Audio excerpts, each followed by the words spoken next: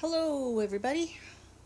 So here is a canvas that I was painting on. That bottom portion underneath, you can see it's kind of dark. I had a whole bunch of rocks painted. I was doing sort of a beach pour, water sort of, not beach, but water over the rocks. So before I started pouring this cup out, you can see there's some swiping that I was doing. I wasn't liking it. It wasn't giving me the effect that I wanted over the rocks. It was way too heavy. So I didn't feel like scraping it off and redoing it. So what I did was I quickly dumped a bunch of white paint all the way around the canvas. So all the way around that middle section where I was swiping that light blue. Filled up a dirty cup full of all the colors that I was using, and then started adding extra. So some of that dark stuff on there is Payne's Gray. There's phthalo green and phthalo blue, white, some aqua.